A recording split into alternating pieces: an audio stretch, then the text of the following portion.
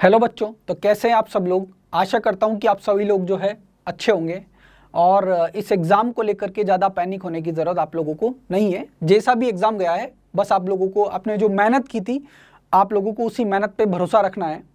तो वहाँ पर जो है हम इसी एग्ज़ाम के जो एग्ज़ाम एनालिसिस की बात करने वाले हैं कि बेसिकली जो एग्ज़ाम पैटर्न है वो किस तरह से आया।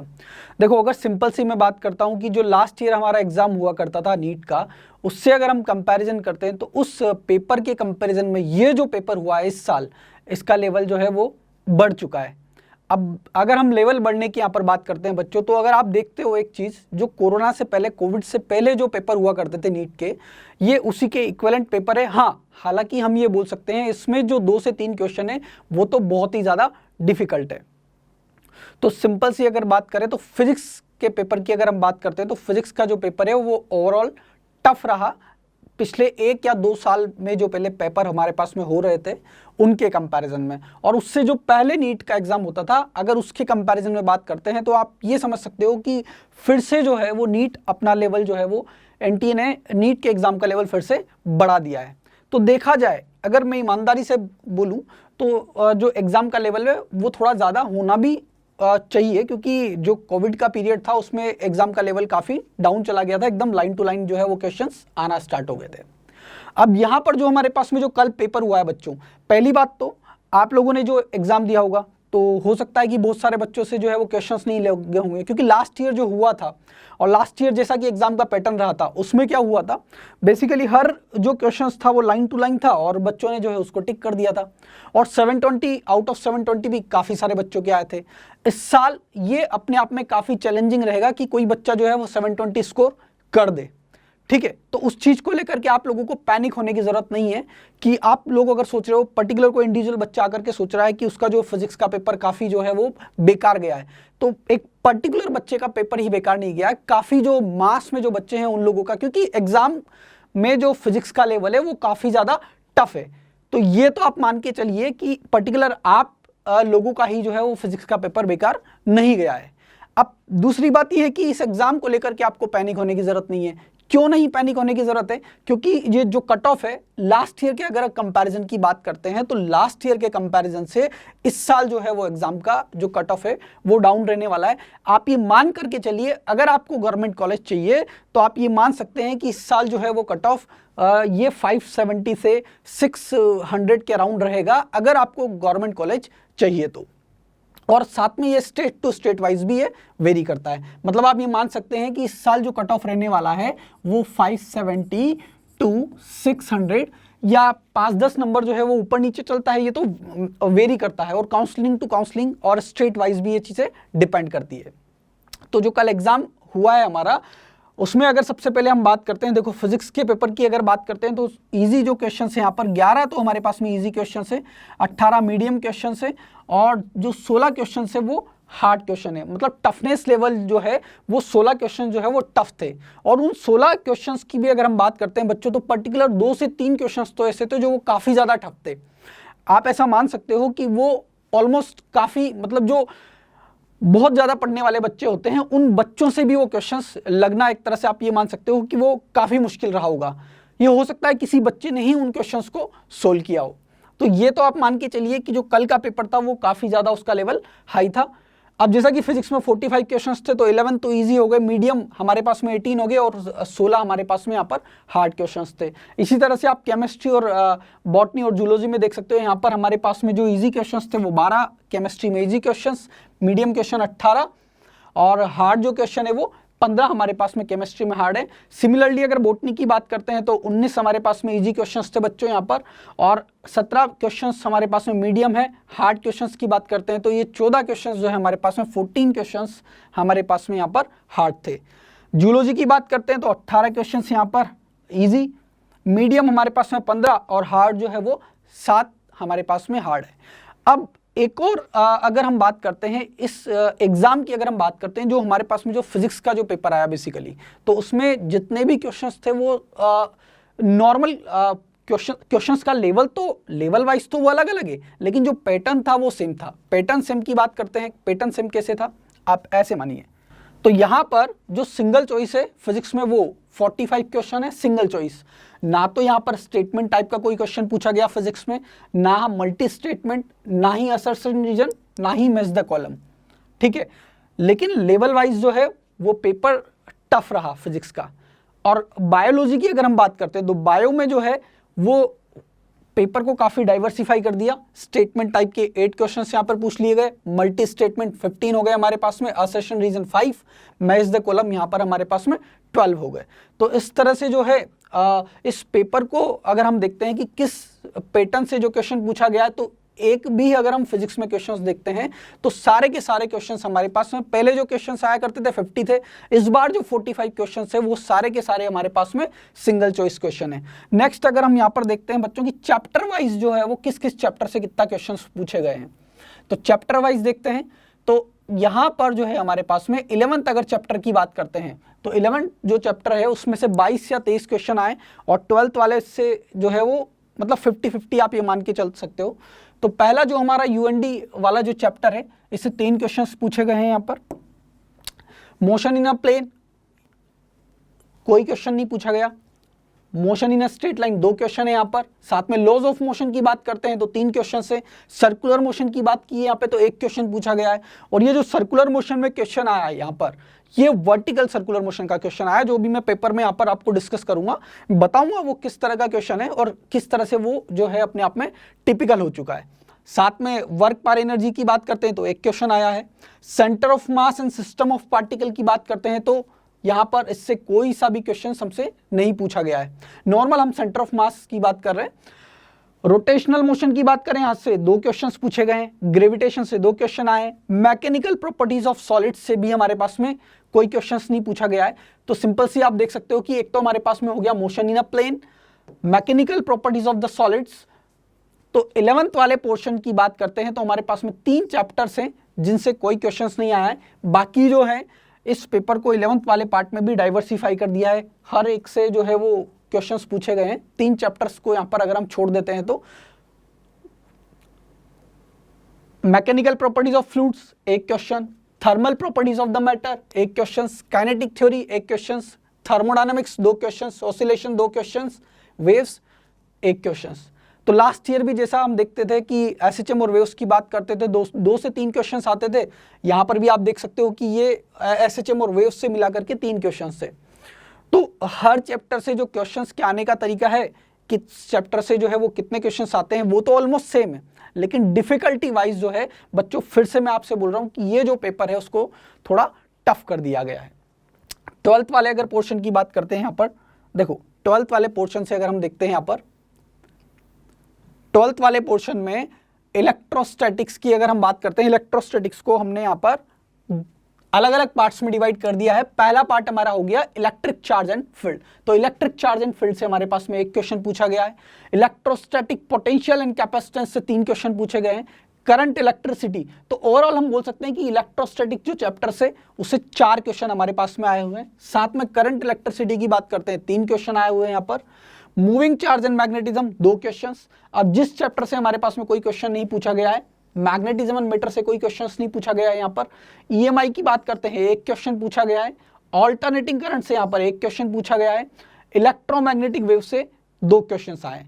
देखो अभी हमने चैप्टर वाइज क्वेश्चंस की बात कर रहे हैं कि किस चैप्टर से जो है वो कितने क्वेश्चंस आए, लेकिन साथ में ये देखेंगे कि किस चैप्टर से कितने क्वेश्चंस आए हैं और उस चैप्टर से डिफिकल्टी वाइज अगर हम बात करते हैं कि किस चैप्टर से जो है वो ज्यादा टफ क्वेश्चन पूछा गया है। जैसा कि अगर आप पेपर देखोगे बच्चों तो यहाँ पर जो हमारे पास में इलेक्ट्रोमैग्नेटिक वेव है, तो यहाँ पर एक डिस्प्लेसमेंट करंट के रिगार्डिंग एक क्वेश्चन उसमें डाल दिया गया है और वो काफी अच्छे लेवल का क्वेश्चन है, क्योंकि बीच में तो डिस्प्लेसमेंट करंट, कैपेसिटर प्लेट्स के बीच में तो डिस्प्लेसमेंट करंट फ्लो हो रहा है और साथ में वो बात कर रहा है मैग्नेटिक फील्ड की outside of the plate due to the displacement current. तो ये अपने आप में काफी अच्छा क्वेश्चन हो जाता है, क्योंकि पहले बच्चों को क्या करना पड़ रहा है, क्वेश्चन को रीड आउट करना पड़ रहा है, उसकी लैंग्वेज को समझना पड़ रहा है, उसके बाद उनको दिमाग चलाना पड़ रहा है और फिर उसके बाद उसको सॉल्व करना पड़ रहा है। तो ये काफी टाइम टेकिंग प्रोसेस है अपने आप में। तो आप ये बोल सकते हो कि डिफिकल्टी लेवल तो है और साथ में ये पेपर जो है वो लेंदी भी है।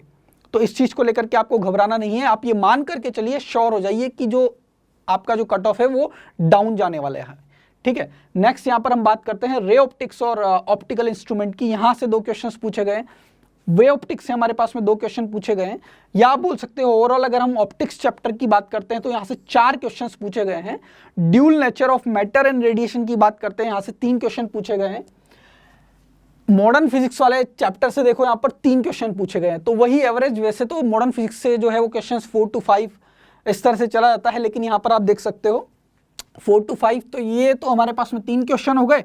Dual nature of matter and radiation 6 question हो गए। तो जैसा कि 5 या 6 क्वेश्चन रहता है, मॉडर्न फिजिक्स का वेटेज भी ज़्यादा रहता है, तो वो इस बार भी बैलेंस रखा गया है, उस चीज़ का ध्यान इस बार भी रखा गया है, लेकिन जो है वो लेवल ज़्यादा कर दिया गया है।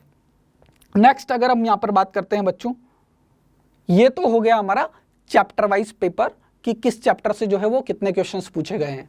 साथ में हमने ये भी डिस्कस कर लिया कि जो क्वेश्चंस का टाइप है कि असर्शन रीजन जो है वो कितने क्वेश्चंस आए, मेज द कॉलम कितने आए। तो फिजिक्स में तो किसी तरह का कोई चेंज नहीं हुआ है। फिजिक्स चेंज का मतलब है कि इस बार जो फिजिक्स में सारे क्वेश्चन है उनका सबका पैटर्न है सिंगल चॉइस क्वेश्चन है, ना तो कोई स्टेटमेंट है, ना मल्टी स्टेटमेंट है, ना असर्शन रीजन है और ना ही मैच द कॉलम है। ठीक है, नेक्स्ट अब यहाँ पर हम देखते हैं पेपर की बात करते हैं। देखो किस चैप्टर से जो है वो किस तरह का क्वेश्चंस पूछा गया है। तो जैसा कि अगर आप देख सकते हो कि जो पेपर्स आए, मान लो किसी बच्चे के पास में ये वाला पेपर आया और फर्स्ट क्वेश्चन ही आ गया, तो बच्चा क्या होगा, बच्चा पैनिक हो गया होगा इस क्वेश्चन को देख करके, क्योंकि अगर नीट पॉइंट ऑफ व्यू से देखा जाए तो ये क्वेश्चन जो है वो नीट लेवल का है नहीं। ये अपने आप में काफ़ी टफ क्वेश्चन है। अगर डिफिकल्टी वाइज बात की जाए तो ये सबसे ज़्यादा टफ क्वेश्चन है, पूछा गया है फ्लूइड मैकेनिक्स से, तो ये अपने आप में काफ़ी ज़्यादा टफ क्वेश्चन हो गया है, क्योंकि इसको सॉल्व करने के लिए आपको कैलकुलस का यूज़ करना होगा। ठीक है, नेक्स्ट क्वेश्चन यहाँ पे 3rd नंबर वाला क्वेश्चन हम देख सकते हैं। ये वाला क्वेश्चन पूछा है मूविंग चार्ज एंड मैग्नेटिज्म से, तो ये वाला, इस वाले क्वेश्चंस में जो है हमें ज़्यादा कुछ करने की जरूरत नहीं थी, क्योंकि इस क्वेश्चन में क्या पूछा गया है, we wish to apply an uniform electric field together with the magnetic field so electron does not deflect from its path। so यहाँ पे बोला गया था कि इलेक्ट्रॉन जो है वो विदाउट डिफ्लेक्शन यहाँ पर जो है वो पास कर जाए। तो उसके लिए तो हम नॉर्मल फॉर्मूला लगा देते थे v = E/b, और वैसा करके इसको सॉल्व कर लेते हैं। तो डिफिकल्टी लेवल वाइज देखा जाए तो ये क्वेश्चन जो है वो ईजी है, लेकिन ये जो है वो हाईली डिफिकल्ट क्वेश्चन है, फर्स्ट क्वेश्चन। इसी तरह से अगर हम बात करते हैं नेक्स्ट क्वेश्चन की, देखो क्वेश्चन नंबर 2 की बात करते हैं। तो क्वेश्चन नंबर 2 जो है हमारा ऑप्टिकल, यहाँ पर ये है microscope has a objective of focal length 2 centimetre, ray optics वाले चैप्टर से पूछा गया है, और आप बोल सकते हो कि ऑप्टिकल इंस्ट्रूमेंट से पूछा गया है। तो डिफिकल्टी वाइज अगर ये देखा जाए तो आप इजी बोल सकते हो या इसे मॉडरेट भी बोल सकते हो, मीडियम लेवल, ये डिफिकल्ट लेवल का क्वेश्चन नहीं है। तो इसमें तो सिंपली हमें जो है वो फॉर्मूला लगा देना है, क्योंकि इसने पूछा है the distance of the distinct vision of I is 25, और मैग्निफिकेशन का फॉर्मूला लगाना है और वैल्यू पुट करना है। ट्यूब लेंथ यहाँ पर दिया हुआ है। क्वेश्चन नंबर 5 की बात करते हैं। यहाँ पर इस क्वेश्चन में हमारे पास में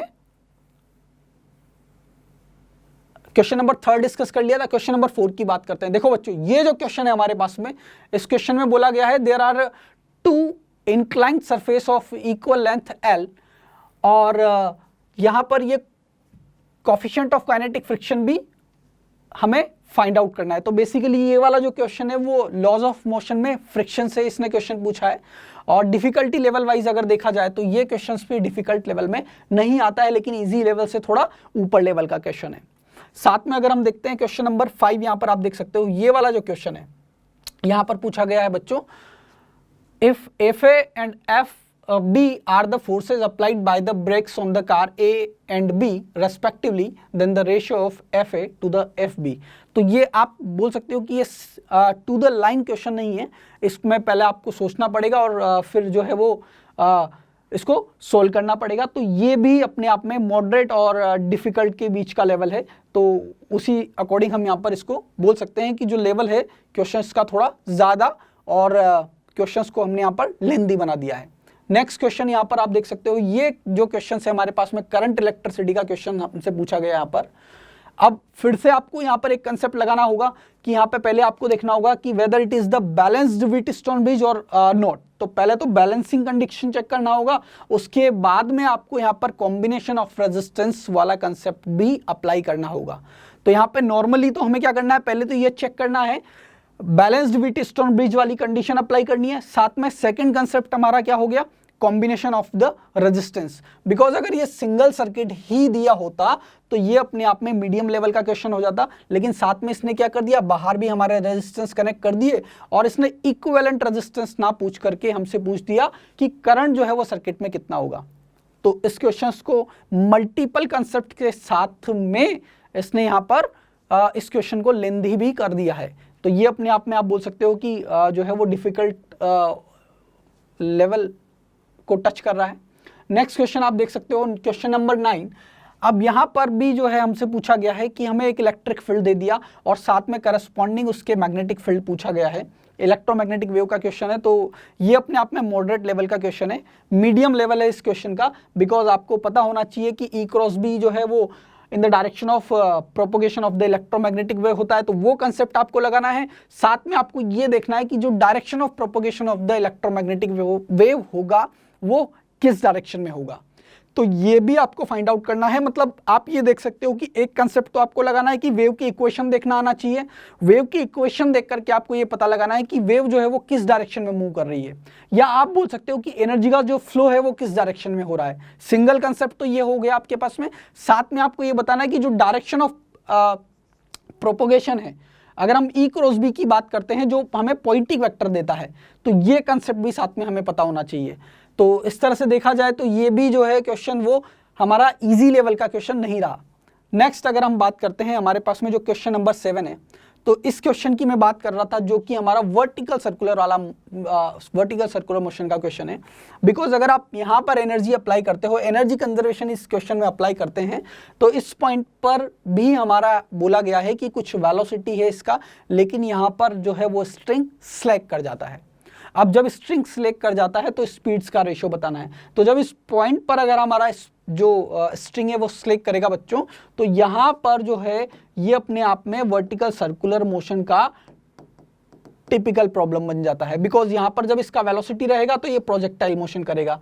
तो यहाँ पर जो है आपको एनर्जी कंजर्वेशन तो लगाना होगा, ये तो एक कंसेप्ट हो गया। साथ में आपको ये भी देखना होगा कि पहले टेंशन जीरो होगा कि पहले वेलोसिटी जीरो होगा। तो अगर बच्चों को ये कंसेप्ट पता है कि पहले टेंशन जीरो हो जाता है और वेलोसिटी जीरो नहीं होगा, इस कंडीशन की अगर हम बात करते हैं जब स्ट्रिंग हमारा स्लैग कर रहा है, तो यहाँ पर ये प्रोजेक्टाइल मोशन करेगा और उसी कंसेप्ट को यूज करते हुए आपको यहाँ पर इसका जो है वो आंसर निकालना होगा। नेक्स्ट क्वेश्चन यहाँ पर देख सकते हो आप, जो नेक्स्ट क्वेश्चन है हमारे पास में बच्चों, इस क्वेश्चन में बोला गया है, साथ में हमसे पूछा गया impulse imparted to the bolt during the collision. तो कॉलिजन के केस में आपको कोफिशिएंट ऑफ जो रेस्ट्रिक्शन है उस ई का वैल्यू यहाँ पर जो है बोला गया है कि एक बॉल को ड्रॉप किया जा रहा है 40 मीटर से और वापस वो 10 मीटर तक जा रहा है। इसका मतलब आप यहाँ से कोफिशिएंट ऑफ रेस्ट्रिक्शन की हेल्प से आप दूसरा वेलोसिटी निकाल सकते हो, या आपको कोफिशिएंट ऑफ रेस्ट्रिक्शन निकालने की जरूरत नहीं है। आप जिस वेलोसिटी से वो टकराएगा वो वेलोसिटी निकालना है और जिस वेलोसिटी से वो वापस ऊपर जाएगा, बिकॉज जो दोनों कॉन्टैक्ट सरफेस है उनका कोई कोफिशिएंट ऑफ रेस्ट्रिक्शन होगा एंड इसकी वजह से यहाँ पर हमारे पास में जो है वो एनर्जी का लॉस होगा। तो यहाँ पर ये जो चेंज इन स्पीड हुआ है, मैं चेंज इन वेलोसिटी की बात नहीं कर रहा, बिकॉज टकराएगा वापस ऊपर जाएगा तो डायरेक्शन के चेंज आने की वजह से वेलोसिटी में तो चेंज आएगा, लेकिन उसका जो स्पीड है वो चेंज नहीं होता अगर किसी तरह का एनर्जी लॉस नहीं होता तो। लेकिन यहाँ पर जो है वो कोफिशिएंट ऑफ रेस्ट्रिक्शन का वैल्यू 1 नहीं है, ये परफेक्टली इलास्टिक कॉलिजन नहीं है, तो ई का कुछ वैल्यू होगा और उसी की वजह से यहाँ पर एनर्जी लॉस हुआ है। तो हमें स्पीड्स निकाल करके यहाँ पर चेंज इन मोमेंटम को बेसिकली कैलकुलेट करना है। तो ये भी अपने आप में मॉडरेट लेवल का क्वेश्चन हो चुका है। नेक्स्ट अगर आप देखते हो यहाँ पर ये क्वेश्चन नंबर 11 अगर आप देखते हो तो आपको यहाँ पर फिर से मल्टीपल कंसेप्ट यूज करना है। पहली बात, आपको ओपन लूप केवीएल अप्लाई करना आना चाहिए। आपको पता होना चाहिए कि अगर इंडक्टर में करंट इंक्रीज कर रहा है तो जो पोलैरिटी ऑफ वोल्टेज जो उसके अक्रॉस डेवलप होगा वो कैसा रखना होगा, और साथ में फिर हमें ये भी फाइंड आउट करना है कि हमारे पास में जो ईएमएफ यहाँ पर इंड्यूस्ड होगा इस इंडक्टर में उसका फॉर्मूला क्या होता है। तो देख सकते हैं कि अपने आप में मल्टीपल कंसेप्ट को यूज करके यहाँ पर जो है क्वेश्चन को बनाया गया है और इसमें पूछा गया है हमसे the difference between the voltage between A and B. तो इस तरह से आप देख सकते हो कि जो क्वेश्चंस जो है वो काफ़ी लेंदी हैं और उनका जो टफनेस लेवल भी है वो बढ़ चुका है बेसिकली। क्वेश्चन नंबर 8 अगर आप देख सकते हो यहाँ पर लॉजिक गेट से क्वेश्चन पूछा गया है। तो नॉर्मली अगर हम गेट के ऑपरेशन की बात करते हैं तो हमारे पास में एंड गेट होता है, नॉर गेट होता है या नैंड गेट होता है। नॉर्मली ये सिंगल गेट की अगर हम बात करते हैं उसके लिए तो हम ऑपरेशन सॉल्व कर लेते हैं, लेकिन उन्हीं गेट्स को यहाँ पर मल्टीपल गेट्स यूज लेकर के एक कॉम्बिनेशन बना दिया गया है।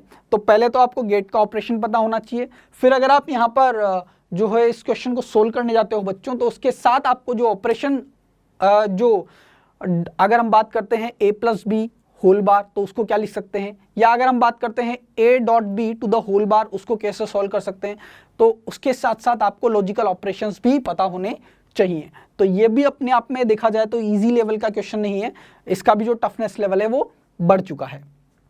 नेक्स्ट अगर हम बात करते हैं यहाँ पर इस क्वेश्चन में बोला गया है सिंपली बेसिकली एक कैमरा है हमारे पास में, combination of the 4 similar thin convex lenses.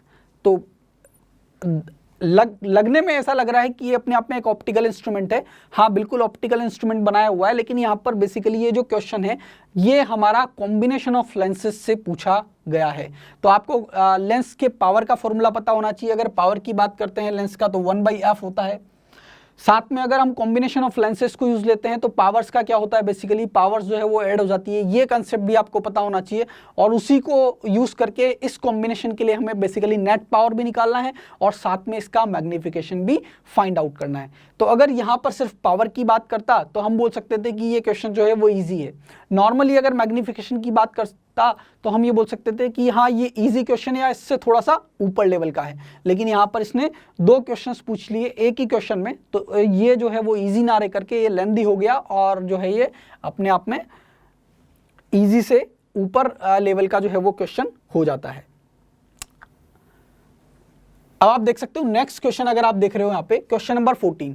इस क्वेश्चन में बच्चों पूछा गया है an oxygen cylinder of volume 30 litre has 18.20 mole of oxygen, और साथ में पूछा गया कि some oxygen is withdrawn from the cylinder, its gas pressure. तो बात ऐसा कर रहा है कि गॉस प्रेशर, तो फील ऐसा आ रहा है कि ये फ्लूइड मैकेनिक्स का क्वेश्चन है, लेकिन आप देखोगे यहाँ पे इसने पूछा गया है the mass of the oxygen withdrawn from the cylinder is nearly. तो बेसिकली ये पूछना चाह रहा है कि कितने नंबर ऑफ मोल्स जो है गैस के सिलेंडर से बाहर आ चुके हैं। तो ये काइनेमेटिक्स जो है ये केटीजी का क्वेश्चन है। यहाँ पर प्रेशर डिफरेंस क्रिएट किया गया है और इस प्रेशर डिफरेंस क्रिएट किया गया है बेसिकली क्योंकि इसने बोला गया है कि 11 atmospheric pressure at this temperature. तो हमें ये बताना है इस क्वेश्चन में कि कितना जो मास है ऑक्सीजन का वो सिलेंडर से बाहर आ चुका है। तो नंबर ऑफ मोल्स को कैलकुलेट करके भी हम यहाँ पर ऑक्सीजन का मास जो है वो कैलकुलेट कर सकते हैं। तो ये भी अपने आप में जो है वो इजी लेवल का क्वेश्चन नहीं है।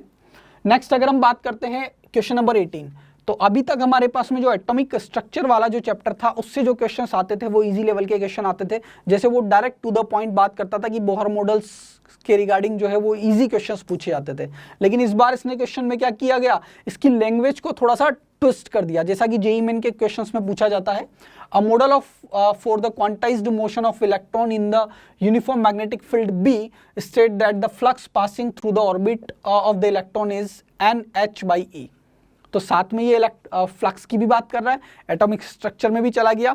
आप ये बोल सकते हो कि ये पर्टिकुलर एक चैप्टर से ना रह करके मल्टीपल चैप्टर्स के जो है वो कंसेप्ट को यूज लेकर के इस क्वेश्चन को फ्रेम किया गया है। तो उस अकॉर्डिंग अगर देखा जाए तो ये भी जो है हमारा टफ जो है वो क्वेश्चन हो जाता है। नेक्स्ट अगर हम बात करते हैं यहाँ पर देखो, अब नेक्स्ट ये वाला जो हमारे पास में क्वेश्चन है motion in a straight line की अगर हम बात करते हैं तो उससे नॉर्मली हमारे पास में सिंपल क्वेश्चन पूछे जाते थे। यहाँ पर हमें फंक्शन दे दिया टाइम का x² + x, साथ में एक्सेलरेशन पूछ लिया पार्टिकल का। तो बच्चे को जो है यहाँ पर कैलकुलस आना चाहिए, उसको डिफरेंशिएट करना आना चाहिए। डिफरेंशिएट करने के साथ में हिट एंड ट्रायल मेथड जो है उसको बेसिकली सोचना होगा क्योंकि वैल्यू को रिप्लेस करना होगा।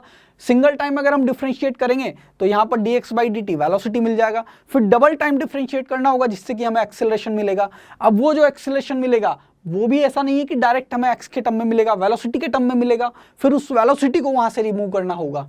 तो ये अपने आप में जो है वो लेंदी क्वेश्चन चला जा रहा है और लेंदी क्वेश्चन के साथ में हम ये बोल सकते हैं कि ये जो है एक तरह से जो क्वेश्चन है हमारा टफ हो जाता है। क्वेश्चन नंबर 19 की बात करते हैं, थर्मल प्रॉपर्टीज ऑफ मैटर से ये क्वेश्चन हमसे पूछा गया है।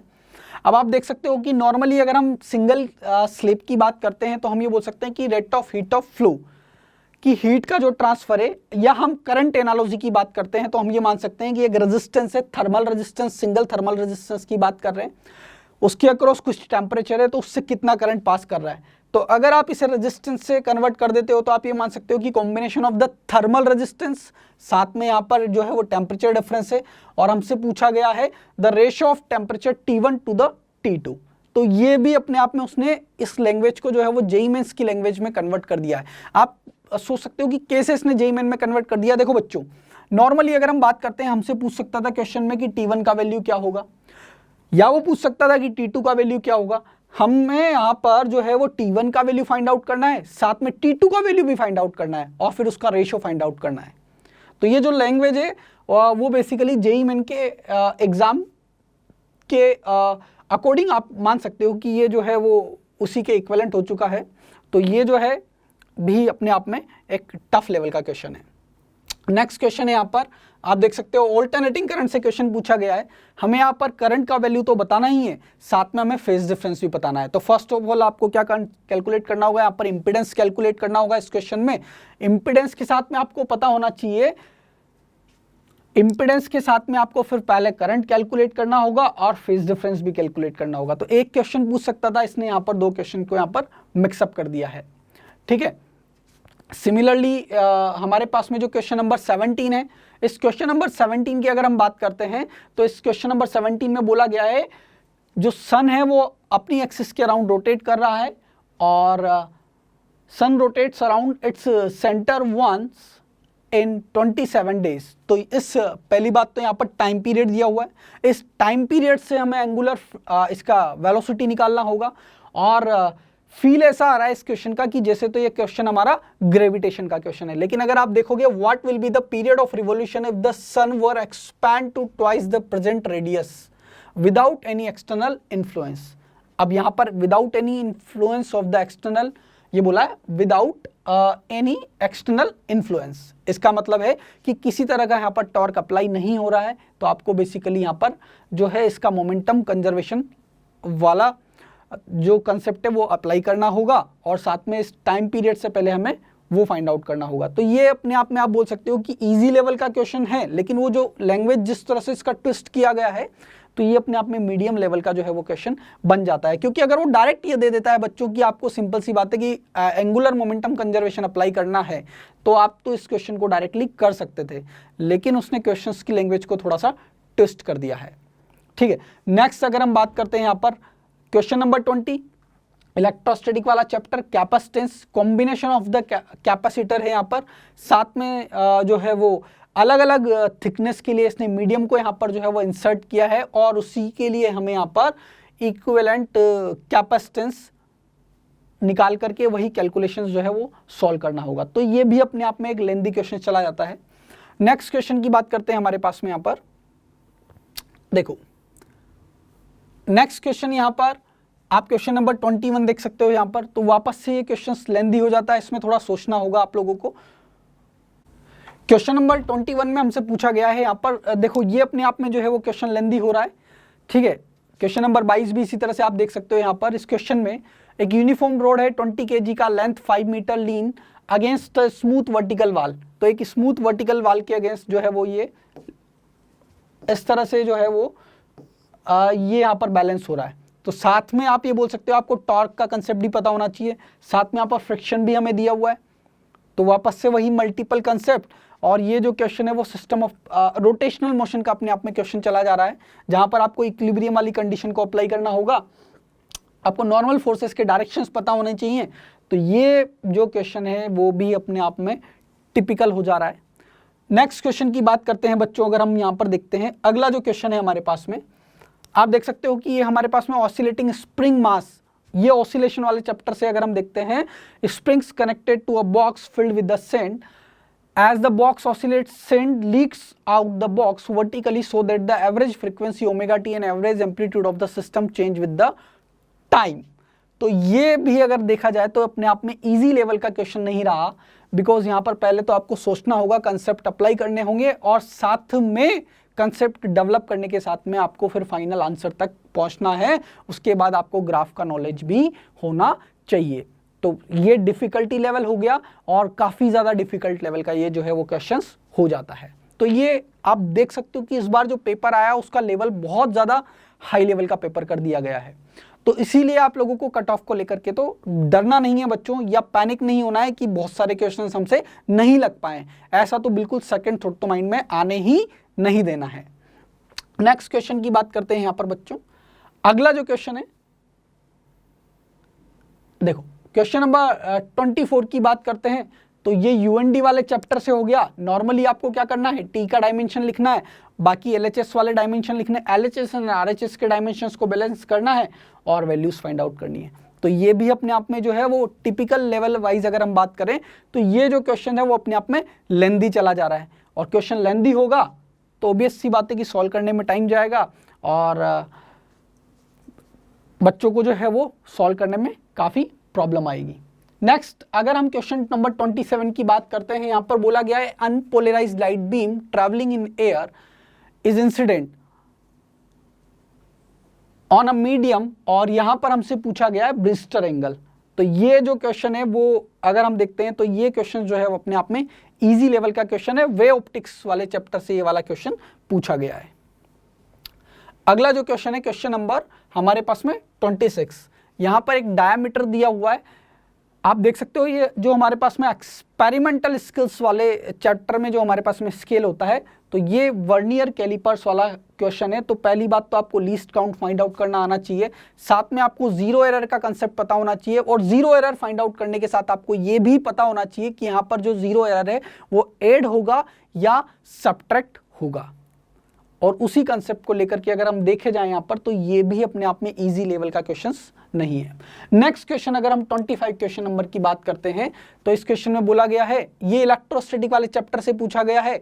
तो नॉर्मली अप्लाई तो यहाँ पर हमारा कूलम्ब्स लॉ वाला कंसेप्ट आ रहा है, जहां पर फोर्स अगर हमें निकालना है किन्हीं भी दो चार्ज पार्टिकल्स के बीच में, तो हम निकाल सकते हैं 1/4πε0 Q1 Q2 R स्क्वायर। इस मेथड से हम जो है वो फोर्स फाइंड आउट कर सकते हैं। बट यहाँ पर जो है थोड़ा सा आपको एप्टीट्यूड भी अप्लाई करना होगा, आपको थोड़ा सा लॉजिकली सोचना होगा कि पहले स्फीयर को दूसरे स्फीयर से टच कराया तो कितना चार्ज ट्रांसफर होगा, फिर जाकर के तीसरे से टच कराया तो कितना, फाइनली दो स्फीयर्स के पास जो है वो कितना चार्ज रहेगा। और उसी बेसिस पे आपको जो है यहाँ पर कैलकुलेशंस करना पड़ जाएगा। कैलकुलेशन करना पड़ जाएगा इन द सेंस आपको सोचना पड़ेगा कि कितना चार्ज रहेगा, और फिर ये क्वेश्चन जो है वो लेंदी क्वेश्चन में जो है वो थोड़ा कन्वर्ट हो जाता है।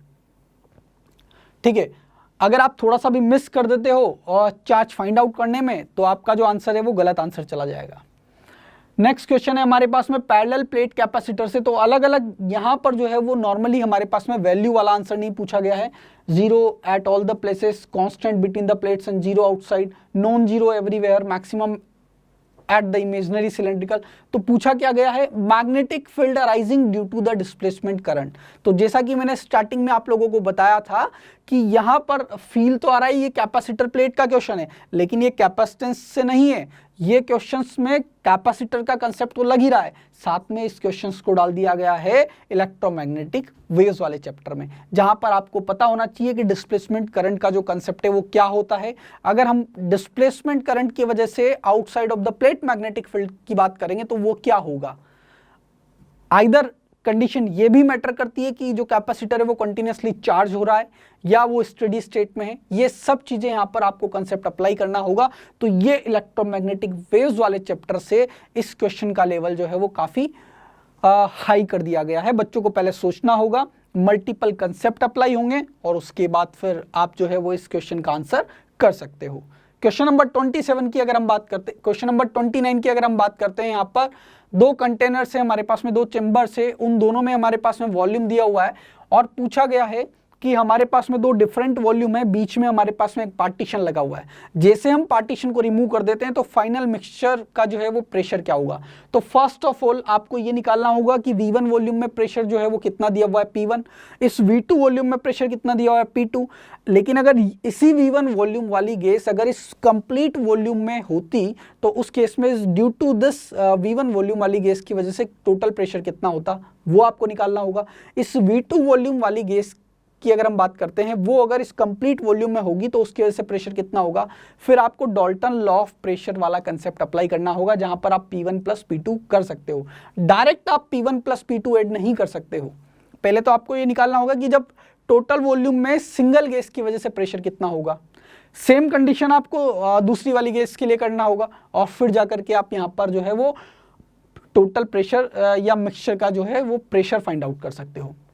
तो इस तरह से जो है इस क्वेश्चन को भी थोड़ा ट्विस्ट कर दिया गया है, और जैसा कि इजी क्वेश्चंस पूछे जाते थे थर्मोडायनेमिक्स से, यहाँ पर इसका डिफिकल्टी लेवल जो है वो बढ़ा दिया है। डिफिकल्टी लेवल बढ़ाने का इन द सेंस क्वेश्चन को ट्विस्ट कर दिया है, उसकी लैंग्वेज को इस तरह से किया है कि आपको सोचने पर मजबूर कर दिया गया है। नेक्स्ट अगर हम देखते हैं यहाँ पर क्वेश्चन नंबर 30, तो वापस से क्वेश्चन नंबर 30 की अगर आप बात करते हो तो नॉर्मली एटॉमिक स्ट्रक्चर से जो है नॉर्मल क्वेश्चंस पूछे जाते थे, डायरेक्ट टू द पॉइंट अगर हम बात करें बोहर मॉडल से, लेकिन वापस से देख सकते हो इस यहाँ पर जो है वो क्वेश्चन का लेवल जो है वो बढ़ा दिया है। इसी तरह से इस क्वेश्चन में अगर आप देख सकते हो तो ये वाला जो क्वेश्चन है यहाँ पर हमारा बैलेंस्ड व्हीटस्टोन ब्रिज अप्लाई नहीं हो रहा है। अगर बैलेंस्ड व्हीटस्टोन ब्रिज अप्लाई होता तो आप डायरेक्ट बोल देते कि करंट जो है वो 0 होगा। अब बैलेंस्ड व्हीटस्टोन ब्रिज नहीं है तो फर्स्ट ऑफ ऑल आपको क्या करना होगा, इसका इक्विवेलेंट रेजिस्टेंस निकालना होगा, इसका इक्विवेलेंट रेजिस्टेंस निकालना होगा, फिर साथ में आपको ये बताना होगा कि इसके अक्रॉस जो वोल्टेज है, इसके अक्रॉस जो वोल्टेज है वो दोनों सेम होंगे, इसमें करंट निकालना होगा, इसमें करंट निकालना होगा, सिमिलरली इस वाले रेजिस्टेंस में और इसमें करंट निकालना है, और फिर उसके बाद बताना है कि इसमें जो करंट फ्लो करेगा वो कितना होगा। जब हर ब्रांच का आपके पास में करंट आएगा तब जाकर के आप ये बता सकते हो कि इसमें जो करंट फ्लो होगा वो कितना होगा। किरचॉफ करंट लॉ से KCL आपको अप्लाई करना होगा। तो ये भी अपने आप में जो है वो लेंथी क्वेश्चन हो जाता है। नेक्स्ट इस क्वेश्चन की अगर हम बात करते हैं तो इस क्वेश्चन की लैंग्वेज को काफी टिपिकल कर दिया गया है। नॉर्मली ये कंसेप्ट अप्लाई हो रहा है यहाँ पर कैपलर्स का लॉ, जहां पर हम बोल सकते हैं T square is directly proportional to the R cube. Kepler's law ये बोलता है कि square of the time period is directly proportional to the cube of the orbital radius. लेकिन लैंग्वेज को इस तरह से बनाया है यहाँ पर कि ये जो फर्स्ट प्लैनेट है सन के अराउंड, इसका रेडियस जो है वो 4 टाइम्स से radius of the orbit of mercury. तो यहाँ पर आपको पहली बात तो कंपैरिजन करना है, कंपैरिजन के बाद में आपको इसका जो टाइम पीरियड है वो फाइंड आउट करना है 1 ईयर का। वो जो टाइम पीरियड आएगा 1 ईयर का, फिर उससे डेज निकालने हैं। तो इस तरह से ये जो है वो काफ़ी कैलकुलेटिव हो जाता है, क्योंकि आपको सोचना पड़ेगा, क्योंकि एक एग्जाम का जो प्रेशर होता है वो अलग होता है। आपको कंटिन्यूसली अपने माइंड को क्या रखना है, एक्टिव रखना है, एक्टिव रखना है, साथ में कैलकुलेशंस करनी है, फिर आपको जो है OMR भी फिल करना है, और कैलकुलेशन गलत ना हो इस चीज़ का भी ध्यान रखना है। इसी तरह से अगर आप क्वेश्चन नंबर 32 में देखते हो तो एक बॉडी का weight 48 on the surface of the earth, the gravitational force experienced by the body due to the earth at a height equal to 1/3 of the radius. तो मैं इस क्वेश्चन को जो है वो इजी क्वेश्चन बोलूंगा कि ग्रेविटेशन वाले इस चैप्टर से जो क्वेश्चन पूछा गया है ये इजी लेवल का क्वेश्चन है। कैलकुलेशन तो करना होगा, लेकिन आप ये बोल सकते हो कि अपने आप में इजी लेवल का क्वेश्चन है। नेक्स्ट अगर हम बात करते हैं बच्चों, हमारे पास में जो क्वेश्चन है 32, एक वायर का रेजिस्टेंस है। अब पहली बात तो इस रेजिस्टेंस को आपको कट करना है, 8 पार्ट्स में कट करना है, फिर जो 4 पार्ट्स है उनको पैरेलल में ज्वाइन करना है, नेक्स्ट 4 पार्ट को भी पैरेलल में ज्वाइन करना है, फिर से उसको सीरीज में ज्वाइन करना है। तो ये इजी लेवल तो है, लेकिन इजी से थोड़ा सा ऊपर चला जा रहा है, क्योंकि यहाँ पर आपको थोड़ा कैलकुलेशन करना होगा। पहले रेजिस्टेंस को कट करना है, फिर कितने पार्ट्स को पैरेलल में कनेक्ट करना है, फिर उस कॉम्बिनेशन को फिर से सीरीज में कन्वर्ट करना है। तो ईजी है, लेकिन ईजी से थोड़ा ऊपर लेवल का एक क्वेश्चन चला जाता है। क्वेश्चन नंबर अगर आप 37 की बात करते हो तो आपको यहाँ पता होना चाहिए, फोटोन और इलेक्ट्रॉन के लिए हमसे पूछा गया है हैव द सेम एनर्जी। दोनों फोटोन का एनर्जी जो कि हमारा hc/λ होता है, और साथ में बोला गया है कि इलेक्ट्रॉन का जो एनर्जी है वो हमारे पास में E, दोनों सेम है। तो हमें lambda photon to the lambda electron यहाँ पे फाइंड आउट करना है। तो आपको डी ब्रोगली वेवलेंथ का कंसेप्ट भी यहाँ पे पता होना चाहिए। तो ये क्वेश्चन जो है वो थोड़ा कंसेप्चुअल चला जाता है। अगर आपकी कंसेप्ट क्लैरिटी है तो ही आप जाकर के इस क्वेश्चन को जो है सॉल्व करने की तरफ या आप अटेम्प्ट कर सकते हो, और उसके बाद फिर आपको इलेक्ट्रॉन की एनर्जी का पता होना चाहिए कि इलेक्ट्रॉन की एनर्जी को आप वेवलेंथ में कैसे कन्वर्ट करोगे बेसिकली। ठीक है, E is equal to mc² के अकॉर्डिंग वहां पर ये कंसेप्ट अप्लाई होगा। तो मैं इस क्वेश्चन को जो है वो इजी ना बोल करके मॉडरेट या उससे थोड़ा ऊपर लेवल का बोलूंगा, क्योंकि यहाँ पर कंसेप्ट क्लैरिटी होना मस्ट है। नेक्स्ट अगर हम यहाँ पर देखते हैं क्वेश्चन हमारे पास में, नेक्स्ट क्वेश्चन है हमारे पास में क्वेश्चन नंबर 38 आप देख सकते हो बच्चों यहाँ पे, which of the following options represent the variation of photo electric current with the property of the light shown on the x axis. तो पहली बात, वाई एक्सिस पे अगर हम बच्चों यहाँ पर देख पा रहे हैं तो वाई एक्सिस पे हमारे पास में फोटो इलेक्ट्रिक करंट है, एक्स एक्सिस पे हमारे पास में intensity of light, frequency of light. तो फर्स्ट ऑफ ऑल अगर हम फोटो इलेक्ट्रिक इफेक्ट की बात करते हैं बच्चों, फ्रीक्वेंसी को एक पर्टिकुलर लेवल के बाद में, जैसे ही हमारा फोटो इलेक्ट्रिक एमिशन स्टार्ट हो जाता है उसके बाद आप फ्रीक्वेंसी को कितना भी बढ़ा लो, जो नंबर ऑफ फोटोन है अगर वो फिक्स है तो हमारा जो सैचुरेशन करंट है उसका वैल्यू जो है वो फिक्स होगा। इसका मतलब अगर हम फ्रीक्वेंसी ऑफ लाइट की बात करते हैं तो फर्स्ट और सेकंड ये वाला हमारा जो है वो इनकरेक्ट हो जाएगा। ठीक है, ये चीज आपको ध्यान रखनी है। साथ में अगर आप इंटेंसिटी ऑफ लाइट इंक्रीज कर रहे हो तो वहां पर भी दो कंसेप्ट चलता है कि अगर हम सोर्स को फिक्स करके बैठे हुए हैं, सोर्स फिक्स है इसका मतलब फ्रीक्वेंसी फिक्स है, फिर अगर इंटेंसिटी बढ़ रहा है तो वो बढ़ रहा है नंबर ऑफ फोटोन्स इंसिडेंट होने की वजह से, और अगर नंबर ऑफ फोटोन्स ज्यादा आ रहे हैं, नंबर ऑफ फोटोन्स बढ़ रहे हैं, इसका मतलब हमारा फोटो इलेक्ट्रिक करंट जो है वो इंक्रीज करेगा। तो साथ में हमें कंसेप्ट क्लैरिटी होना चाहिए और उसके साथ में हमें जो लाइन का इक्वेशन होता है, स्ट्रेट लाइन का इक्वेशन, उसका नॉलेज होना चाहिए। आप बोल सकते हो कि बेसिकली आपको ग्राफिकल नॉलेज होना चाहिए। तो मैं इस क्वेश्चन को इजी ना बोलूँगा कि ये टू द लाइन क्वेश्चन नहीं है, यहाँ पर आपको सोचना होगा, फिर ग्राफ ड्रॉ करना होगा, तो ये जो है वो टिपिकल लेवल का क्वेश्चन हो जाता है। नेक्स्ट क्वेश्चन अगर हम यहाँ पर देखते हैं, क्वेश्चन नंबर 35, एक इलेक्ट्रिक डायपोल हमें दिया हुआ है और एक यूनिफॉर्म इलेक्ट्रिक फील्ड में हमने इसे प्लेस कर दिया, इसे हम रोटेट करते हैं 60 डिग्री से और पूछा गया है change in the potential energy. तो ये जो क्वेश्चन है बच्चों इलेक्ट्रिक डायपोल का, ये हम बोल सकते हैं यहाँ पे, मैं इसे बोलूँगा कि ये अपने आप में एक इजी लेवल का क्वेश्चन है, इजी और उससे थोड़ा सा ऊपर, क्योंकि आपको ये भी सोचना होगा कि चेंज इन पोटेंशियल एनर्जी कितना होगा और आपको फॉर्मूला पता होना चाहिए। तो है तो टू द लाइन क्वेश्चन, लेकिन हाँ कि ये ईजी क्वेश्चन आप बोल सकते हो इस क्वेश्चन को। नेक्स्ट क्वेश्चन की अगर हम बात करते हैं, यहाँ पर देखो अगला जो क्वेश्चन है बच्चों हमारे पास में, ये एक ट्रंकेटेड बॉडी वाला क्वेश्चन है। इसमें हमें बोला गया है कि 2r रेडियस का हमारे पास में एक स्फीयर है, इससे r रेडियस को कट कर दिया और अब हमें यहाँ पर रेशो बताना है moment of inertia of the smaller sphere to that of the rest part. तो आपको खाली एक बड़े स्फीयर का मोमेंट ऑफ इनर्शिया नहीं निकालना, आपने जिस पार्ट को कट किया उसका मोमेंट ऑफ इनर्शिया नहीं निकालना, साथ में आपको टोटल का निकालना है। मतलब आप ये बोल सकते हो कि दो अलग अलग बॉडीज का आपको मोमेंट ऑफ इनर्शिया निकालना है, फिर उसका आपको रेशो लेना है। तो ये एक तरह से लैंग्वेज जो है वापस से वही जेई मेन वाले पैटर्न की तरफ जा रहा है। तो आप बोल सकते हो कि ये जो क्वेश्चन है वो भी अपने आप में टिपिकल हो जाता है। नेक्स्ट क्वेश्चन हम देख सकते हैं यहाँ पर, ये परसेंटेज एरर वाला क्वेश्चन है, जो आप बोल सकते हो कि अपने आप में एक इजी लेवल वाला क्वेश्चन है, बिकॉज आपको यहाँ पर परसेंटेज एरर के कंसेप्ट जो है वो क्लियर होने चाहिए। उसको अगर आपका क्लियर है तो आप इसे सॉल्व कर सकते हो। अगला क्वेश्चन है the intensity of the transmitted light. Again आप देख सकते हो ये वाला क्वेश्चन हमारा वे ऑप्टिक्स से पूछा गया है, तो आप बोल सकते हो ये जो क्वेश्चन है वो भी अपने आप में इजी लेवल का क्वेश्चन है। नेक्स्ट अगर आप यहाँ पर देखते हो 40 नंबर वाले क्वेश्चन में, तो आप देख सकते हो कि ये हमारे पास में एक फुल वेव रेक्टिफायर है। अब फुल वेव रेक्टिफायर का जो है कंसेप्ट वो आपको क्लियर होना चाहिए, साथ में यहाँ पर कुछ कैलकुलेशन आपको करना पड़ेगा, बिकॉज इसने पूछा गया है at t is equals to 15 millisecond. तो t is equals to 15 millisecond पे आपको ये चेक करना होगा कि D1 कंडक्ट करेगा या D2 कंडक्ट करेगा। उसके लिए आपको यहाँ पर इनपुट वोल्टेज का जो है वो साइन फाइंड आउट करना होगा। तो ये अपने आप में जो है वो मीडियम लेवल से थोड़ा ऊपर लेवल क्वेश्चन चला जा रहा है।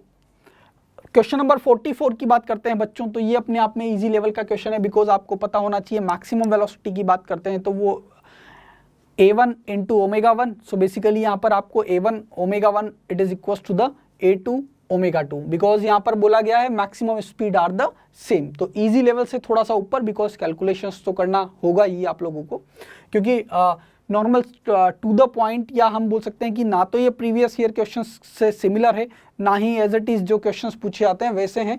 क्वेश्चंस को फ्रेम किया गया है, और जब क्वेश्चन फ्रेम हो जाता है तो आपको थोड़ा सा दिमाग लगाना होता है। तो इजी तो ना बोलेंगे, लेकिन हाँ इस पेपर के अकॉर्डिंग इस क्वेश्चन को हम इजी बोल सकते हैं। अगला जो क्वेश्चन है बच्चों हमारे पास में, वापस से हम देख सकते हैं two gases A and B are filled at the same pressure, separated cylinder with the movable piston on supplying and equal amount of heat so simple सी बात है, इस क्वेश्चन में पहली बात तो हमें थर्मोडायनामिक्स का लॉ पता होना चाहिए कि किसी भी सिस्टम को अगर हम हीट सप्लाई कर रहे हैं तो वो कुछ वर्क करती है, साथ में इंटरनल एनर्जी को इंक्रीज करती है। और इस क्वेश्चन में बोला गया है on supplying equal amount of heat to the both the system reversibly under constant pressure if the change in the internal energy is the same. इसका मतलब ये बोला गया है कि जो अमाउंट ऑफ वर्क डन होगा वो दोनों केसेस में हमारा सेम होगा। और उसी कंसेप्ट को यूज लेते हुए फिर फाइनली आपको जो है वो यहाँ पर रेशियो ऑफ वर्क डन निकालना है। तो रेशियो ऑफ वर्क डन की बात करेंगे तो वो सेम होगा और उसी के अकॉर्डिंग जो है हम RA टू द RB का वैल्यू यहाँ पर फाइंड आउट कर सकते हैं। तो ये भी अपने आप में जो है वो क्वेश्चन है तो इजी, लेकिन जिस तरह से इसको फ्रेम किया गया है तो इससे जो है वो मॉडरेट क्वेश्चन बना दिया गया है या मीडियम से थोड़ा सा ऊपर बना दिया गया है। ठीक है, नेक्स्ट अगर हम बात करते हैं क्वेश्चन नंबर 45 की, तो क्वेश्चन नंबर 45 जो है हमारा वेव थ्योरी वाले कंसेप्ट से पूछा गया। वेव थ्योरी चैप्टर में ऑर्गन पाइप कंसेप्ट से पूछा गया है। तो ये जो क्वेश्चन है वो अपने आप में इजी लेवल का क्वेश्चन है, क्योंकि यहाँ पर फंडामेंटल फ्रीक्वेंसी की अगर हम बात करते हैं ओपन ऑर्गन पाइप की, दैट इज V/2L। अब उसी हाफ पाइप को सबमर्ज कर दिया तो वो क्लोज ऑर्गन पाइप में कन्वर्ट हो जाएगा। तो नई जो फ्रीक्वेंसी होगी फंडामेंटल दैट इज V/2। अब जो नया लेंथ होगा दैट इज द L/2। तो उसके अकॉर्डिंग जो है वो इजी लेवल का क्वेश्चन है। तो इस तरह से ओवरऑल अगर हम बात करते हैं बच्चों, इस साल जो पेपर हुआ है उसमें जो फिजिक्स का लेवल है वो काफ़ी ज़्यादा टफ कर दिया गया है और 2 से 3 क्वेश्चंस तो ऐसे हैं जिनका लेवल जो है वो काफ़ी टफ कर दिया गया है। तो मेरा आपसे फिर से यही है और पेरेंट्स के लिए भी यही सजेशन रहेगा कि पेरेंट्स जो है अपने बच्चों को जो है वो एक डाउटफुल ना देखे कि उन्होंने मेहनत किया है या नहीं किया, बिकॉज इस साल जो है ओवरऑल जो है वो पेपर का लेवल जो है वो टफ जा चुका है। हेलो एवरीवन, तो बच्चों आज अपन देखने वाले हैं नीट पेपर एनालिसिस। तो जैसे कि आप सभी को पता है पेपर काफ़ी कंपैरेटिवली टफ आया था पिछले साल के हिसाब से देखा जाए, पर वैसे मेरे हिसाब से ये एक्सपेक्टेड था। वैसे आपको सभी टीचर ने बोला होगा क्योंकि पिछले साल जो चीज़ें हुई है उसको देखते हुए पेपर टफ ही आना था और वैसा ही हुआ है, पेपर टफ आया है। तो जैसे कि आप देख सकते हैं सबसे पहले अगर अपन यहाँ पर देखें तो केमिस्ट्री के अंदर जो अगर अपन इजी लेवल क्वेश्चंस की बात करें तो वो आपको 12 मिलेंगे। मीडियम जो है मॉडरेट लेवल के ज़्यादा क्वेश्चंस थे वो 18 होंगे और हार्ड जो है वो आपके 15 क्वेश्चंस थे। और कंपैरेटिवली देखा जाए तो फिजिक्स का सबसे ज़्यादा हार्ड था, फिर केमिस्ट्री का था और इसके बाद फिर आपका जो बायो का है उसका पेपर लेंथी आया था एंड मॉडरेट लेवल का था। तो केमिस्ट्री कुल मिला के मॉडरेट लेवल की आई थी। आइए अपन एक बार चैप्टर्स की भी बात कर लेते हैं, चैप्टर वाइज किस तरीके से वेटेज आया था इसको एक बार देख लेते हैं। जैसे कि आप यहाँ पर देख सकते हैं 11th क्लास की अगर बात करें तो ऑर्गेनिक के अंदर 2 चैप्टर्स हैं आपके। एक है ऑर्गेनिक केमिस्ट्री जिसमें आपका GOC, आइसोमेरिज्म, IUPAC और थोड़ा बहुत प्रैक्टिकल ऑर्गेनिक केमिस्ट्री का भी पार्ट आ जाता है, ठीक है। और यहाँ पर हाइड्रोकार्बन भी है। तो अगर अपन GOC आइसोमेरिज्म की बात करें तो इससे आपको 5 क्वेश्चन देखने को मिले हैं और आइसोमेरिज्म के ही आपके 3 क्वेश्चन आए हैं। वैसे अगर देखा जाए तो नीट के पेपर में आइसोमेरिज्म से इतने क्वेश्चन नहीं आते हैं, बट इस साल आइसोमेरिज्म से अच्छे खासे क्वेश्चन आए हैं। GOC से बेसिक स्ट्रेंथ वगैरह से भी क्वेश्चन आए हैं और हाइड्रोकार्बन में यहाँ पर आपके बेंजीन के फॉर्मेशन पर जैसे क्वेश्चन आया है तो ऐसे 3 क्वेश्चन आपको हाइड्रोकार्बन के अंदर देखने को मिले हैं, ठीक है। तो 11th क्लास का भी अच्छा खासा वेटेज है अगर कंपैरेटिवली देखें तो। अब चलते हैं 12th क्लास पे, क्योंकि 12th क्लास में ज़्यादा चैप्टर होते हैं ऑर्गेनिक के। तो आइए एक बार 12th क्लास के चैप्टर्स का भी डिस्कशन कर ले। अगर हेलो एल्केन और हेलो अरीन्स की बात करें बच्चों तो इससे भी क्वेश्चंस देखने को मिले हैं। 3 questions halo alkane hello arenes के आए हैं, क्वेश्चंस भी देखने वाले हैं। तो अब इसके बाद अगर अल्कोहल की बात करें इससे एक भी क्वेश्चन नहीं आया था। एल्डिहाइड, कीटोन, कार्बोक्सिलिक एसिड से मैं आपके जो रिड्यूसिंग रिएजेंट्स वगैरह हैं उनसे क्वेश्चन आए थे। जैसे एक ग्रिग्नार्ड से आया था, एक आपका किससे आया था, डाइबल एच से आया था। तो इस तरीके के क्वेश्चन देखने को मिले हैं। तो इसके 3 क्वेश्चन आए हैं। अगर बात करें अपन अमीन्स की तो अमीन्स का 1 क्वेश्चन है बच्चों और साथ ही में जो बायोमोलिक्यूल है इससे कंपैरेटिवली क्वेश्चन नहीं देखने को मिलते हैं, पर यहाँ पर आपके 2 क्वेश्चन आए हैं। अब ये एक प्लस पॉइंट था बच्चों के लिए, वरना ऑर्गेनिक का पेपर और टफ हो सकता था। बायोमोलिक्यूल से क्वेश्चन आना मतलब बायो के बच्चे हैं तो बहुत ईजिली कर सकते हैं, ठीक है। तो कंपैरेटिवली ये आपका पूरा रहा है। यहाँ पर जो POC होता है प्रैक्टिकल ऑर्गेनिक केमिस्ट्री, उससे भी आपका 1 क्वेश्चन आया है जो कि आपको देखने को मिलेगा। अभी अपन पेपर को भी एक बार देखते हैं और एक बार क्वेश्चंस का डिस्कशन कर लेते हैं, किस तरीके से ऑर्गेनिक के पेपर में क्वेश्चंस आए थे। अब जैसे अगर आप इस क्वेश्चन को देखो, इसके अंदर 3 रिएजेंट का यूज़ किया गया है, जो कि बेसिकली जो ऐसा एग्जाम पैटर्न होता है ये जेई मेन में ज़्यादा देखा जाता है, मॉडरेट लेवल का। इवन एक क्वेश्चन आपका जेई एडवांस का आया है पूरा का पूरा, ठीक है। तो जैसे अगर आप यहाँ पर देखोगे तो इसमें 3 रिएजेंट के दिए गए हैं एक ही क्वेश्चन के बारे में, तो ये कंपैरेटिवली मॉडरेट लेवल का पेपर है जो कि नीट में नहीं देखा जाता। अब ऐसे ही मैं आपको एक और क्वेश्चन बताती हूँ जो काफ़ी अच्छा क्वेश्चन है।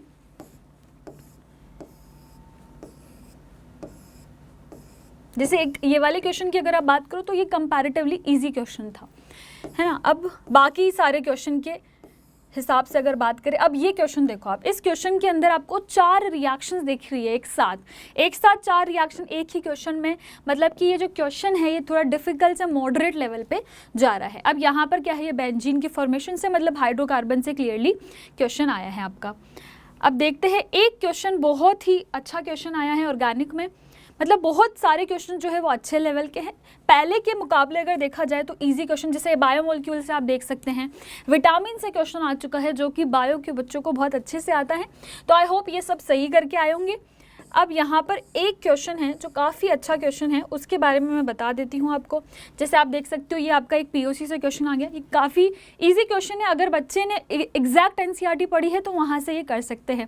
जैसे ग्लिसरॉल और स्पेंटली, ये एग्जैक्ट आपको मिल जाएंगे, तो आप इसको ईजिली कर सकते हो, ऐसा कुछ टफ इसमें नहीं था। कुछ क्वेश्चन अच्छे थे बट कुछ क्वेश्चन काफ़ी ईजी लेवल के भी थे। जैसे इस क्वेश्चन की मैं बात करी थी, ये जो क्वेश्चन है ये काफ़ी अच्छे लेवल का क्वेश्चन है।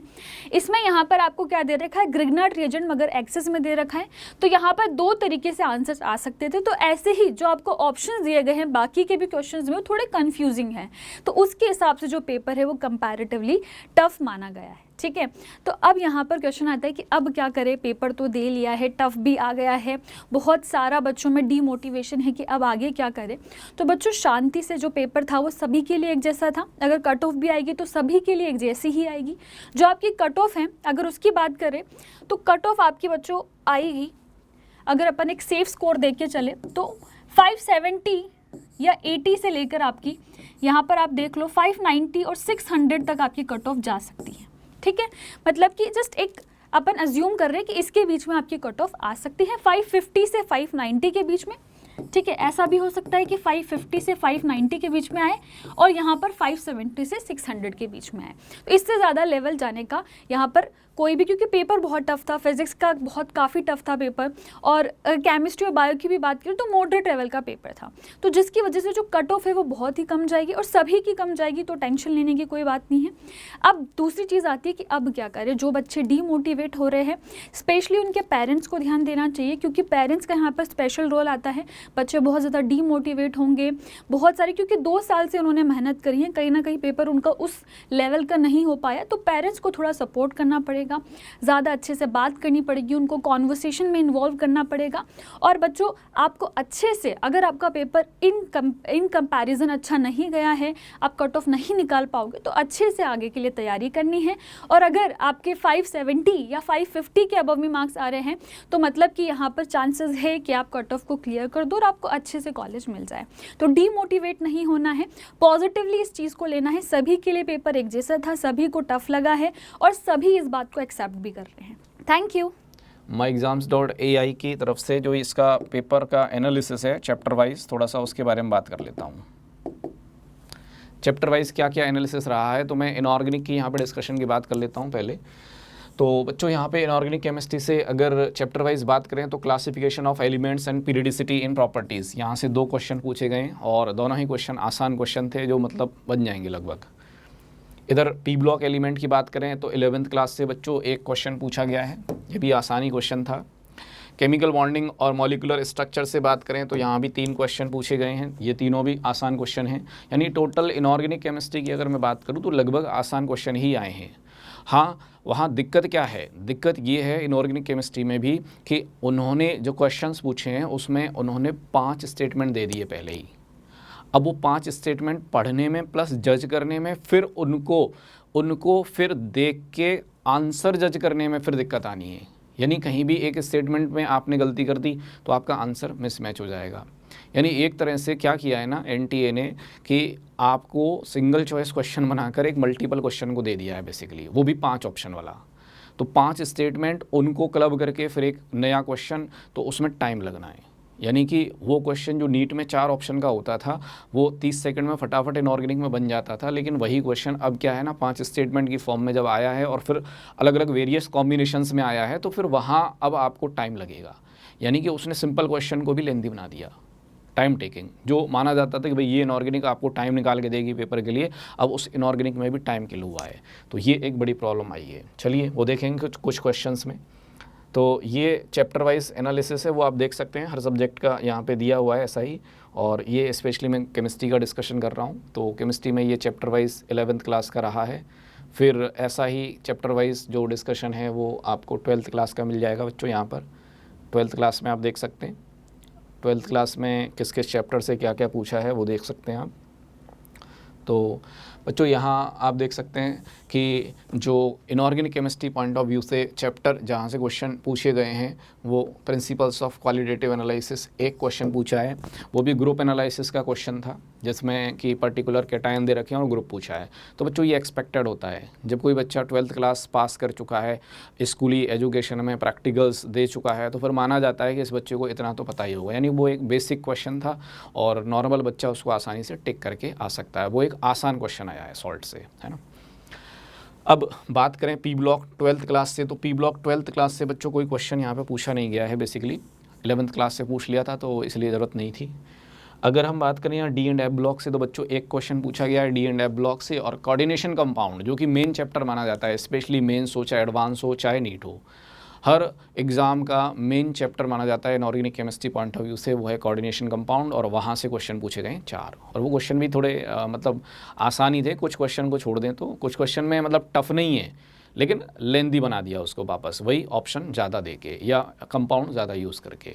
चलिए तो क्वेश्चंस में क्या दिक्कत हुई है, क्वेश्चंस को हमने मीडियम या टफ लेवल पे जो रखा है उसका क्या है फिर केमिस्ट्री में। तो बच्चों केमिस्ट्री में क्वेश्चन को मीडियम या टफ रखने का जो मेन रीज़न है वो है कैलकुलेशन, और उस पर हम बात करें जैसे मान लीजिए यहाँ पे यही क्वेश्चन ले लेते हैं। क्वेश्चन आसान है, क्वेश्चन बच्चों आसान है 47, लेकिन प्रॉब्लम क्या है ना 5 ऑप्शन। ये प्रॉब्लम जो है 5 ऑप्शन में है, यहाँ पे एक एक ऑप्शन को पढ़ना, फिर उसको जस्टिफाई करना, करेक्ट है इनकरेक्ट है, फिर उसको यूज़ करके कंबाइन करना, बस यहाँ दिक्कत आनी है और कोई दिक्कत नहीं आनी। ऐसा नहीं था कि कोई स्टेटमेंट टफ हो गया हो आपका, ऐसा कुछ यहाँ है नहीं, है ना। तो ऐसे ही कुछ क्वेश्चन और भी हैं यहाँ पर, वो आप देख सकते हैं इसमें। तो ये क्वेश्चन तो बड़ा आसान क्वेश्चन था, इसमें ज़्यादा कुछ था नहीं। ये भी क्वेश्चन जो ऑक्सीडेशन स्टेट का है, आप इसको रिडॉक्स में भी कंसीडर कर सकते हैं, इनऑर्गेनिक केमिस्ट्री में भी मान सकते हैं। ये भी बड़ा आसान सा क्वेश्चन पूछा है यहाँ पे। अब देखिए यहाँ जो ये 51 है, अब 51 में आप देख सकते हैं कि जो क्वेश्चन है वो तो आसान ही है, लेकिन 5 ऑप्शन, यानी कि आपको ये 5 कॉम्प्लेक्स जो हैं वो सॉल्व करने तो पड़ेंगे ही। सॉल्व करके आप इनका जब मैग्नेटिक नेचर पता करेंगे, पैरा है डाया है, तो फिर उस केस में वापस वही कॉम्बिनेशन। अब कई बार क्या होता है ना, आपने किसी को टिक किया है पैरा, दूसरे को डाया, पैरा डाया, तो उसमें जब कॉम्बिनेशन बनाते हैं कहीं एक छूट गया या कहीं एक किसी को गलत कंसीडर कर लिया, तो फिर गलती होने के चांसेस बढ़ जाते हैं ऐसे केसेस में। उसके बजाय ये 4 ऑप्शन दिए होते और पैरा पूछा होता, सोचिए कितना आसान क्वेश्चन होता, आप एक टिक कर रहे होते। तो बस यहाँ फ़र्क पड़ेगा कि जो 30 सेकंड का क्वेश्चन है वो सीधा 1 मिनट का क्वेश्चन बन गया, तो यहाँ दिक्कत आनी है। चलिए फिर इसमें और कुछ क्वेश्चंस हैं, थोड़ा सा उसके बारे में बात कर लेते हैं। जैसे ये क्वेश्चन है बच्चों 57, तो 57 जो क्वेश्चन पूछा है बच्चों, ये जेई मेंस का क्वेश्चन है, as it is JEE Mains में आया हुआ है क्वेश्चन। अब किसी बच्चे ने अगर इस कंसेप्ट का क्वेश्चन सॉल्व नहीं किया है पहले से, तो उसको टाइम लगना है। पहले से अगर नहीं पता है तो माथापच्ची हो जाएगी पूरी, है ना, दिमाग लगाना पड़ेगा। बाकी क्वेश्चन तो आसान है वैसे। और दूसरा इसमें क्या है यहाँ पे कि डेलो ऑर्डर अगर किसी बच्चे को गलती से नहीं मालूम है, उसको नहीं पता कौन से फैक्टर हैं। अब यहाँ 2 फैक्टर उसने वेरी कर दिए हैं। क्या क्या फैक्टर, एक तो चार्ज वेरी कर दिया है, यहाँ +2 है, यहाँ +3 है, +3 है। दूसरा लिगेंड उसने वेरी कर दिए हैं, तो फिर इनको कंसीडर करके डेलो ऑर्डर आप निकालेंगे, थोड़ा दिमाग लगेगा इसमें। बाकी ज़्यादा कुछ इसमें है नहीं ऐसा। तो कहने का मतलब यही है कि इनऑर्गेनिक केमिस्ट्री में चीज़ें आसान ही पूछी गई हैं, लेकिन उसमें जो चीज़ उसको टफ बना रही है या उसको मीडियम लेवल पे लेके आ रही है क्वेश्चन को, वो क्या है, केवल 5 ऑप्शन, कि उसने जो 5 स्टेटमेंट दिए फिर कॉम्बिनेशन दिए हैं, वहाँ से दिक्कतें हो गई हैं। तो बच्चों ये थोड़ा सा इसमें रहा है। तो पेपर में ओवरऑल बाकी क्वेश्चंस जो हैं वो और सब्जेक्ट के वो डिस्कस हो चुके हैं ऑलरेडी, वो बता ही दिए हैं कि भाई कहाँ पे क्या क्या क्वेश्चन पूछे गए हैं, लेवल क्या रहा है। हेलो स्टूडेंट्स, तो फाइनली नीट 2025 का एग्ज़ाम 4 मई को हो चुका है। आप सभी ने उस एग्ज़ाम को दिया, तो होप्स हो कि आप सभी का एग्ज़ाम अच्छा हुआ होगा। जैसा जितना एग्ज़ाम को देखा गया, उस एग्ज़ाम से इतना आइडिया लगाया गया है कि जो एग्ज़ाम का जो लेवल था कंपैरेटिवली अभी तक जितने भी पेपर्स हुए हैं उन सभी से कंपैरेटिवली लेवल बहुत ही थोड़ा अपर लेवल का रहा था। अगर सब्जेक्ट पॉइंट ऑफ व्यू पे अगर हम लोग बात करें तो फर्स्ट अगर हम लोग फिज़िक्स की बात करें तो फिज़िक्स का पेपर का जो लेवल था वो बहुत ही अच्छा लेवल दिया गया था। मतलब अनएक्सपेक्टेड पेपर था कि फिज़िक्स पे जो डिफ़िकल्टी लेवल था वो ज़्यादा था कंपैरेटिवली। नेक्स्ट अगर हम लोग बात करें केमिस्ट्री पॉइंट ऑफ व्यू पे तो केमिस्ट्री का जो पेपर था वो जो पेपर का जो लेवल था वो ज़्यादा कोई डिफ़िकल्ट लेवल का नहीं था। It was somewhat easy to moderate level का पेपर था। एंड नेक्स्ट अगर हम लोग बायो की बात करें तो बायो में नंबर ऑफ क्वेश्चंस का जो काउंट है वो 90 क्वेश्चंस है। एंड क्वेश्चन लेंदी होने की वजह से वो थोड़ा सा पेपर लेंदी हुआ था बायो का। रेस्ट अगर हम लोग बात करें केमिस्ट्री के पॉइंट ऑफ व्यू पे, केमिस्ट्री आपकी स्कोरिंग थी, बायो में कहीं ना कहीं लेंदी होने की वजह से डिफ़िकल्टी आ रही थी वहाँ पे, और फिज़िक्स का थोड़ा सा लेवल जो था वो डिफ़िकल्टी लेवल था। तो देखते हैं आप केमिस्ट्री पार्ट की अगर हम लोग बात करते हैं तो केमिस्ट्री पार्ट में जैसे कि अगर हम लोग देख रहे हैं तो फिजिक्स, केमिस्ट्री और बॉटनी, जूलॉजी का यहाँ पे हमारे पास डिवीजन है, जिसमें हमारे पास क्लियरली मेंशन्ड है कि कितने क्वेश्चंस इजी लेवल पे हैं, कितने क्वेश्चंस मीडियम लेवल पे और कितने क्वेश्चंस हार्ड लेवल पे हैं। तो देख सकते हो आप कि यहाँ पे हार्ड लेवल का भी जो काउंट है वो कंपैरेटिवली लाइक यहाँ पे हार्ड लेवल का भी जो काउंट आ रहा है, हार्ड लेवल का काउंट भी जो है वो 51 के लगभग है। मीडियम लेवल के अगर क्वेश्चंस देखें हम लोग 68 है, बट इजी लेवल क्वेश्चंस भी हमारे पास में क्या है 60 का काउंट है। फिर हम इसमें आगे देखते हैं, आगे अगर हम लोग देखेंगे इसमें तो केमिस्ट्री वाले सेक्शन की बात करते हैं। केमिस्ट्री वाले सेक्शन में अगर हम लोग फिजिकल केमिस्ट्री की बात करते हैं तो फिजिकल केमिस्ट्री में जो टोटल ओवरऑल क्वेश्चंस थे वो 16 थे। 16 क्वेश्चंस में अगर आप लोग देखेंगे तो इजी टू मॉडरेट लेवल भी, मैं रेयर टू रेयर कहूँगा moderate level, measure of the questions easy थे, बट लिटिल बिट कुछ थोड़ा बहुत हल्का फुल्का जो कैलकुलेशन पार्ट पे होगा तो वो मॉडरेट लेवल पे हम लोग उसको काउंट कर लेंगे। अगर हम लोग अब इसमें देखते हैं यहाँ पे तो क्वेश्चंस में जैसे कि some basic concepts of chemistry में, यहाँ पे ये जो हमारा 11th का चैप्टर है इसका काउंट कितना है यहाँ पे हमारे पास में मोल कॉन्सेप्ट से 2 क्वेश्चंस आए हैं। उसी तरीके से अगर हम एटॉमिक स्ट्रक्चर की बात करें, एटॉमिक स्ट्रक्चर के जो क्वेश्चंस है एट द वेरी स्टार्टिंग अगर आप देखेंगे तो रेगुलर पे 3 क्वेश्चंस वहाँ से आए हैं। थर्मोडाइनमिक्स की अगर हम लोग बात करते हैं तो थर्मोडाइनमिक्स हमारे पास 2 क्वेश्चंस आए। इक्विलिब्रियम से हमारे आयनिक और केमिकल इक्विलिब्रियम को मिला के टोटल जो हमारे पास क्वेश्चन का काउंट है वो 3 है। रेडॉक्स रिएक्शन से अगर हम लोग यहाँ पे देखें तो रेडॉक्स रिएक्शन से क्वेश्चंस में जैसे एक जगह पे ऑक्सीडेशन स्टेट हमसे कैलकुलेट करवाई हुई है वहाँ पे, ठीक है। और नेक्स्ट अगर हम लोग बात करते हैं, ये तो हुआ हमारा 11th का पार्ट। नेक्स्ट ये तो हो गया हमारा 11th का पार्ट। नेक्स्ट हम लोग देखते हैं आगे 12th से क्या वेटेज उठा है। तो अगर 12th में अगर हम लोग देखते हैं यहाँ पे, सो 12th में हमारे पास में जो टॉपिक्स है इलेक्ट्रोकेमिस्ट्री की अगर हम लोग बात करें तो इलेक्ट्रोकेमिस्ट्री में हमारे पास 1 क्वेश्चन यहाँ से उठा है। केमिकल काइनेटिक्स की अगर हम लोग यहाँ से बात करें तो यहाँ से 2 क्वेश्चन हमारे पास में आए। सॉल्यूशन से हमारे पास में 3 क्वेश्चंस आए हैं। और ये जो भी क्वेश्चंस पिकअप हुए हैं अभी जैसे कि हम लोग पेपर में जब देखेंगे तो हमें पता लग जाएगा कि जो क्वेश्चंस का लेवल था फिजिकल केमिस्ट्री की स्पेशली यहाँ पे बात कर रहे हैं तो क्वेश्चंस का लेवल आपको स्ट्रेट ऐसा लगेगा कि बिल्कुल ही उन्होंने इवन कैलकुलेशंस भी आपसे बहुत रेयर टू रेयर कराई है, ठीक है। तो आगे हम लोग देखते हैं इसमें आप पेपर का।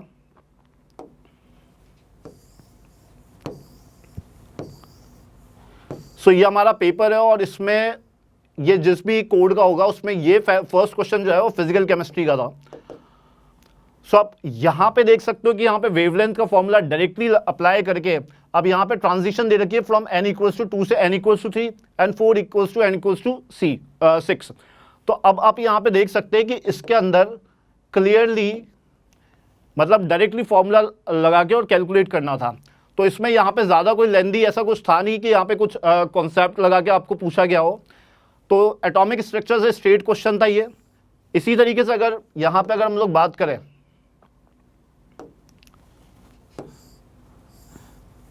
नेक्स्ट अगर हम लोग बात करते हैं यहाँ पे तो नेक्स्ट क्वेश्चन ये रहा हमारे पास में एटॉमिक स्ट्रक्चर का। नेक्स्ट क्वेश्चन अगर आप लोग देखेंगे तो यहाँ पे एनर्जी एंड रेडियस के ऊपर, energy and radius of the Bohr orbit के ऊपर, energy and the radius of the Bohr orbit का डायरेक्ट फॉर्मूला लगा के कैलकुलेट करना था। यहाँ पे स्ट्रेट फॉर्मूला है। यहाँ पे देखो, यहाँ पे जो दे रखा है radius of the first Bohr orbit, first Bohr orbit की बात करिए तो आपको यहाँ पे एन की वैल्यू तो 1 ही रखती थी और हीलियम और लिथियम का जो एटॉमिक नंबर है वो पुट करना था। तो ये भी इजीएस्ट क्वेश्चन था।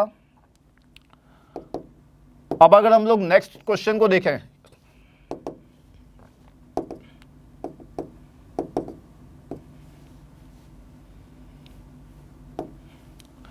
So next question physical chemistry का।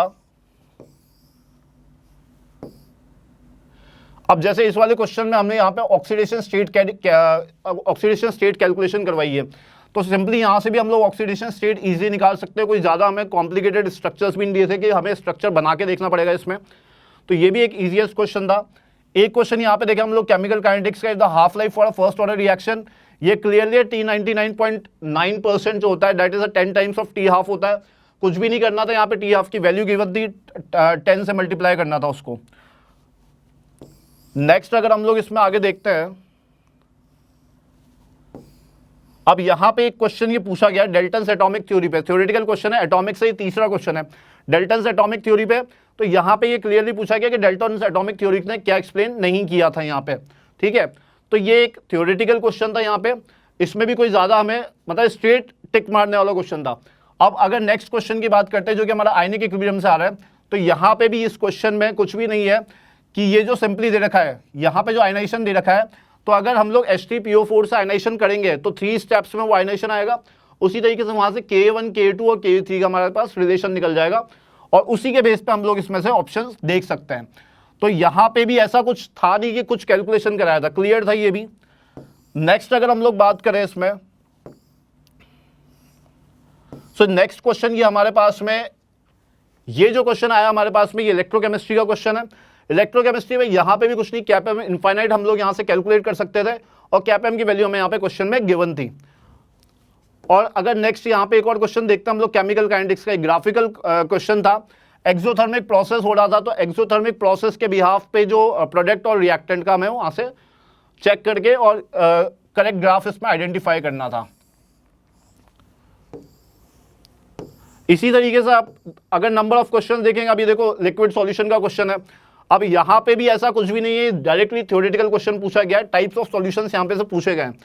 ये मोल कॉन्सेप्ट का क्वेश्चन है। अभी इसमें मोल कॉन्सेप्ट वाले क्वेश्चन में कुछ भी नहीं है, यहाँ पे नंबर ऑफ एटम्स कैलकुलेट कराए गए हैं, तो एटॉमिसिटी को मल्टीप्लाई किया मोल से और देन एवोगैड्रो नंबर से, तो यहाँ से हमें क्लियर पता चल रहा था कि किसमें इक्वल नंबर ऑफ एटम्स आ रहे हैं। अब अगर नेक्स्ट हम लोग आगे देखते हैं इसमें, तो नेक्स्ट क्वेश्चन ये एक हमारे पास में केमिकल काइनेटिक, ये इसका इक्विलिब्रियम का क्वेश्चन है। केपी और केसी के रिलेशन से ही हमें सॉर्ट आउट करना था इसमें। ये भी कुछ ऐसा कुछ नहीं था, यहाँ पे केसी का केएफ अपॉन केबी लगा के और फिर KP KC equals to RT की पावर डेल्टा एन से रिलेशन से हमें कैलकुलेट करना था। सो फिजिकल केमिस्ट्री के जो क्वेश्चंस थे ऐसा कुछ भी नहीं था कि वहां पे बैठ के बहुत ज्यादा लेंथी कैलकुलेशंस वगैरह का कोई भी ऐसा लेवल नहीं आया था। केमिस्ट्री बहुत अच्छी स्कोरिंग थी। उसी तरीके से अगर इस क्वेश्चन में देखें तो ये हमारा लिक्विड सॉल्यूशन का ही क्वेश्चन है यहाँ पे, ठीक है। यहाँ पे कुछ नहीं, यहाँ पे वेंट ऑफ फैक्टर से वैल्यू से हमें कैलकुलेट करना था, तो इतना कोई डिफिकल्ट ये भी नहीं था, ये भी इजी लेवल क्वेश्चन था। उसके बाद अगर हम लोग यहाँ पे देखें तो ये जो हमारे पास में है, ये केमिकल इक्विलिब्रियम का ली-चैटलियर प्रिंसिपल पे था, और ये वाला जो क्वेश्चन है ये हमारा थर्मोकेमिस्ट्री का था। जो कैलकुलेशन यहाँ पे हमसे करवाई थी यहाँ पे, वो भी कोई टफेस्ट कैलकुलेशन नहीं थी। यहाँ पे बैरियम सल्फेट को बस उसको ब्रेक कर देंगे अगर, तो वहाँ से हमें स्टैंडर्ड हीट ऑफ फॉर्मेशन जो था वो हमें कैलकुलेट करना था वहाँ पे। अब यहाँ पे ये जो क्वेश्चन है केमिकल काइनेटिक्स का, इसमें भी हमारे पास में यहाँ पे क्लियरली इसने दिया हुआ है how much time does it take for concentration of the, तो यहाँ पे डायरेक्टली वो फॉर्मूला अप्लाई हो रहा था, फॉर्मूला अप्लाई करके ही स्ट्रेट ये कैलकुलेट हो जाता फर्स्ट ऑर्डर रिएक्शन का। सो ये हमारे पास में अभी हमने देख लिया number of questions physical chemistry के। तो फिजिकल केमिस्ट्री तो प्योरली स्कोरिंग था, वहां पे आपका कोई भी नंबर कट होने का कोई भी वहां पे मतलब आप फिजिकल केमिस्ट्री में आपका नंबर नहीं कट सकता था। बहुत ही इजी लेवल के क्वेश्चंस थे, मतलब मॉडरेट लेवल भी कहना, मतलब इट वाज बहुत ही डिफिकल्ट होगा कि उसको मॉडरेट लेवल भी कह रहे हैं। तो अगर ओवरऑल देखें तो केमिस्ट्री हमारी यहाँ पे बहुत ही स्कोरिंग थी, ठीक है। फिजिकल पार्ट हमने देखा तो फिजिकल पार्ट में ज़्यादा कुछ लेंदी आया नहीं था वहाँ पे। सो होप सो मतलब अगर इस बार का जो पेपर एनालिसिस के बिहाफ पे अगर हम लोग देखें तो मतलब जो लास्ट टाइम जो मतलब स्कोर्स गए थे कि 640 पे भी मतलब कुछ नहीं मिल पा रहा था, तो दिस टाइम पॉसिबिलिटी है कि भाई अच्छा खासा पॉसिबिलिटी है कि वो रिड्यूस होगा। तो इट मे बी कि like it will be a 550 plus की गवर्नमेंट कॉलेजेस की अलॉटमेंट्स मतलब हो जाएगी। इट कैन वेरी, ये जस्ट एक एनालिसिस है तो इट कैन वेरी, लेकिन 550 plus like on the safer and पे, क्योंकि फिजिक्स का पेपर जो है वो डिफिकल्ट आया था, ठीक है। तो ये एक एनालिसिस पार्ट था जो हमने देखा। यहाँ पे फिजिकल पार्ट का हमारा बहुत ही अच्छा स्कोरिंग होना चाहिए था क्योंकि केमिस्ट्री बहुत ही सही आई थी। Okay, so thank you and all the best for your results.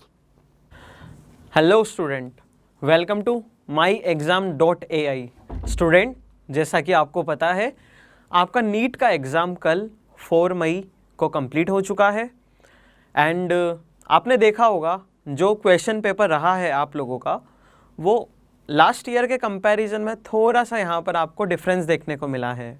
हम यहाँ पर स्टूडेंट बायोलॉजी पेपर का एनालिसिस कर रहे हैं। तो सबसे पहले अगर मैं बात करूँ यहाँ पर बॉटनी की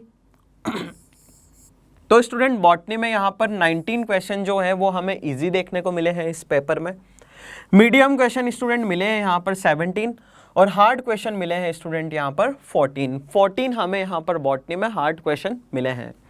जूलॉजी की अगर मैं बात करूँ स्टूडेंट यहाँ पर तो 18 क्वेश्चन जो है स्टूडेंट हमें यहाँ पर इजी देखने को मिले हैं। मीडियम स्टूडेंट यहाँ पर देखने को मिले हैं 15 एंड हार्ड देखने को मिले स्टूडेंट यहाँ पर 7। हमें 7 क्वेश्चन जूलॉजी में क्या देखने को मिले स्टूडेंट, हार्ड देखने को मिले हैं। स्टूडेंट अगर मैं यहाँ पर 11th के बॉटनी और जूलॉजी में बात करूँ क्वेश्चंस की तो यहाँ पर हम देखते हैं स्टूडेंट सबसे पहले बॉटनी में प्लांट किंगडम से स्टूडेंट यहाँ पर हमें 5 क्वेश्चन देखने को मिले हैं। बायोलॉजिकल क्लासिफिकेशन चैप्टर जो है स्टूडेंट हमें यहाँ पर 2 क्वेश्चन यहाँ पर देखने को मिले हैं। मॉर्फोलॉजी ऑफ फ्लावरिंग प्लांट से स्टूडेंट हमें यहाँ पर 4 क्वेश्चन देखने को मिले हैं। एनाटॉमी ऑफ फ्लावरिंग प्लांट से हमें यहाँ पर 1 क्वेश्चन देखने को मिला है student. Cell the unit of life से स्टूडेंट हमें यहाँ पर 5 क्वेश्चन देखने को मिले हैं and cell cycle and cell division से student 1। Biomolecules including enzyme student हमें यहाँ पर देखने को मिले हैं 4 questions. Photosynthesis in higher plant chapter से हमें यहाँ पर 2 क्वेश्चंस देखने को मिले हैं स्टूडेंट। रेस्पिरेशन इन प्लांट से स्टूडेंट यहाँ पर देखने को मिला है 1 question and plant growth and development से स्टूडेंट हमें यहाँ पर देखने को मिला है 2 क्वेश्चंस। अगर स्टूडेंट मैं यहाँ पर जूलॉजी की बात करूँ स्टूडेंट 11th में जूलॉजी की तो एनिमल किंगडम चैप्टर से स्टूडेंट हमें यहाँ पर देखने को मिले हैं 3 क्वेश्चन। एनिमल किंगडम से कितने क्वेश्चन देखने को मिले student, 3। Structural organisation in animal including frog student हमें यहाँ पर देखने को मिले हैं 4 question. Body fluid and circulation circulatory system से स्टूडेंट देखने को मिले यहाँ पर 2 questions. Excretory product and their elimination से स्टूडेंट देखने को मिले यहाँ पर 2 questions and chemical coordination in integration से देखने को मिले स्टूडेंट यहाँ पर हम 5 क्वेश्चन। तो स्टूडेंट ये हमने देखा है 11th बॉटनी एंड जूलॉजी से कौन से चैप्टर से कितने कितने क्वेश्चन यहाँ पर देखने को मिले हैं। स्टूडेंट अगर हम बात करें यहाँ पर क्लास 12 से बॉटनी एंड जूलॉजी में यहाँ पर कितने क्वेश्चंस देखने को मिले हैं तो हम देखेंगे स्टूडेंट यहाँ पर 12th की अगर मैं बॉटनी की बात करूं स्टूडेंट तो sexual reproduction in flowering plant से हमें 5 क्वेश्चंस देखने को मिले हैं। प्रिंसिपल इनहेरिटेंस एंड वेरिएशन से हमें 4 क्वेश्चंस देखने को मिले हैं स्टूडेंट।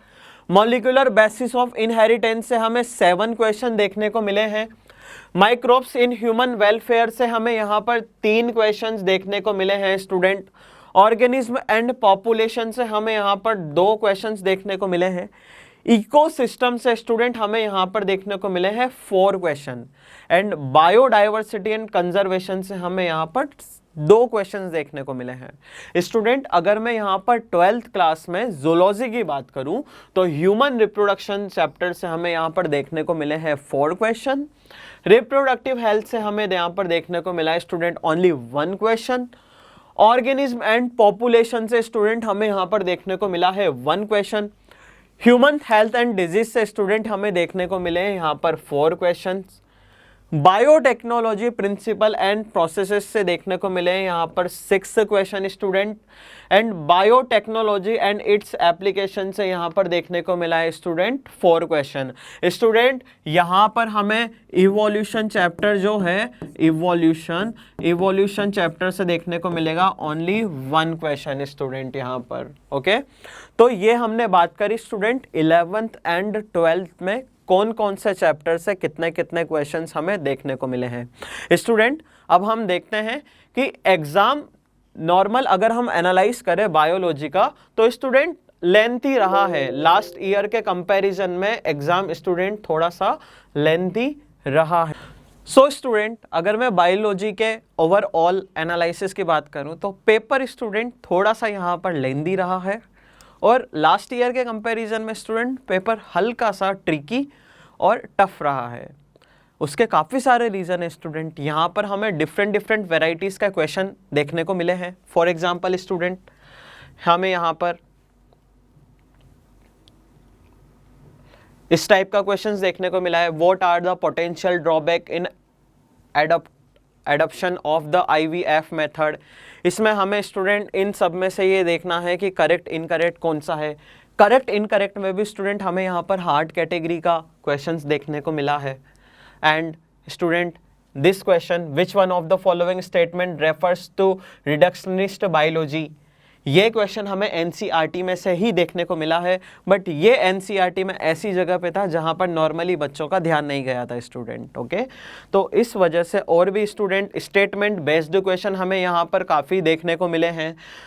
असर्शन रीजन वाले क्वेश्चंस हमें जहाँ पर काफ़ी देखने को मिले स्टूडेंट। करेक्ट इनकरेक्ट वाले क्वेश्चंस हमें यहाँ पर काफ़ी देखने को मिले हैं। एंड असर्शन रीजन में भी काफ़ी ट्रिकी क्वेश्चन हमें स्टूडेंट यहाँ पर देखने को मिले हैं बायोलॉजी में। ओके, तो student overall this one is student ये NCERT के एज इट इज़ लाइन नहीं है, बट उस लाइन को मॉडिफाई करके क्वेश्चन बनाया गया है।